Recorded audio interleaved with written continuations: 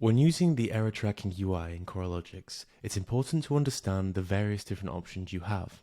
So, working from the top of the page down, we can see that at the top here we have our various error tracking user sessions and web vitals. As part of this course, we'll explore each of these. At the top, we can actually query on particular errors. So this is very, very clever. It will reach into various different labels. For example, if I search for, say, 401, and I search for that, this is the past 6 hours worth of data, I can see I have errors here where 401 was in the response, in the actual error body. I can see 401 status codes here.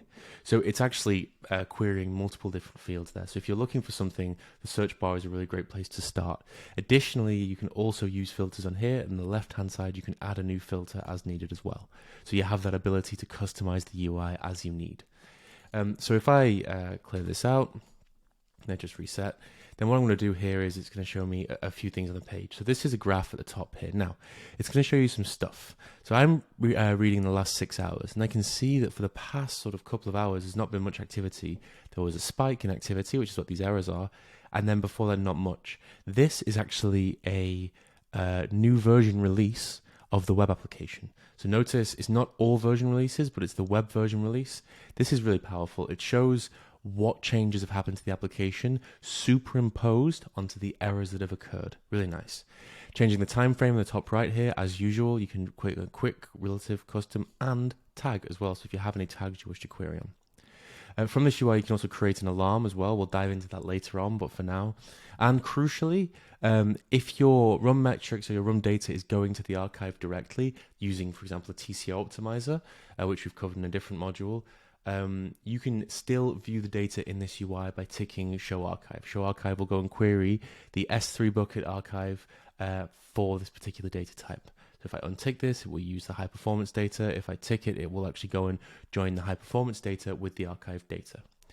Now, from this particular place, you can actually explore individual alarms. So if I select one of these, I can go and see what happened in this particular alarm. I can see, for example, all the different instances of this particular error. I can see the browser, event ID, country, environment, the message, what actually happened, and so on.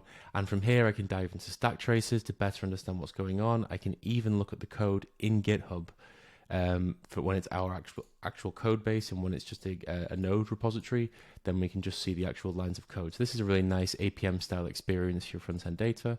The actual run logs and the analytics for this particular error. So which versions has this error occurred for?